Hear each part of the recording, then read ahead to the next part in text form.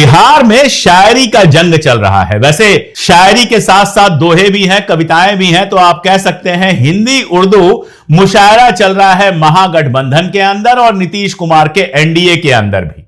Manoj Kumar Jha RJD के वरिष्ठ नेता हैं और उन्होंने एक ट्वीट किया कि रहीमन धागा प्रेम का मत तोड़ो चिटकाए, टूटे तो फिर जुड़े नहीं, जुड़े गांठ पड़ी जाए। यह दोहा बहुत साफ साफ बता रहा था कि आरजेडी और कांग्रेस के बीच में सब अच्छा नहीं चल रहा है। कुछ ऐसा हुआ है जिससे जो प्रेम का धागा है, जिसको यात्रा के दौरान, वोटर अधिकार यात्रा के दौरान देखा गया या उसके पहले लगातार जो तस्वीरें और तमाम बातें आती रहती हैं जिनसे लगता है कि लालू परिवार और गांधी परिवार के बीच में बहुत करीबी रिश्ते हैं और इसलिए गठबंधन में कोई दिक्कत नहीं आएगी, उस रिश्ते में कहीं ना कहीं खटास पड़ी है। इमरान प्रतापगढ़ी ने इसको रिट्वीट किया एक कोट के साथ, यानी कि इसका जवाब दिया जिसमें अब्बास ताबिश का एक शेर पढ़ा। शायर हैं वो, तो शेर पढ़ा उन्होंने, पानी आंख में भरकर लाया जा सकता है, अब भी जलता शहर बचाया जा सकता है। मानी क्या है कि ठीक है, मानते हैं अब भी दिक्कतें हैं, अभी सारी चीजें सॉल्व नहीं हुई हैं।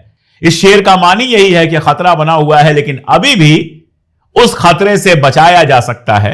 यह शेरो शायरी का जो युद्ध चल रहा है वो सिर्फ गठबंधन में नहीं चल रहा है, वो एनडीए के अंदर भी चल रहा है। आपको पता ही है मांझी साहब जो हैं वो 15 सीटें मांग रहे थे और उन्होंने भी एक कविता लगाई थी जो ओरिजिनल नहीं थी, तर्ज पर थी रामधारी सिंह दिनकर की।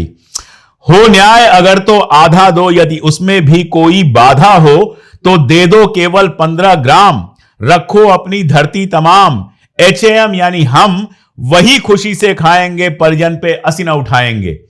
यानी 15 सीटें मांग रहे थे, वैसे ही जैसे महाभारत में पांडव जो हैं 5 गांव अपने लिए मांग रहे थे, लेकिन हैसियत नहीं थी कि ज्यादा सीटें मिले, तो 15 सीटें नहीं मिली। अब वो कह रहे हैं कि हमारे साथ जो हुआ है उसका नुकसान हो सकता है।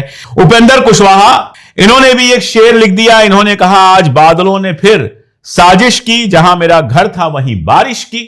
इनको भी एनडीए में नाराजगी है कि जितनी सीट चाहिए थी उतनी सीट मिली नहीं। एक गोपाल मंडल साहब हैं, वो विधायक हैं जेडीयू के, वो टिकट कटने से इतने नाराज हो गए हैं कि नीतीश कुमार के घर के बाहर जमीन पर बैठ गए हैं और कह रहे हैं कि जब तक नीतीश कुमार मिलेंगे नहीं तब तक मैं यहां से जाऊंगा नहीं।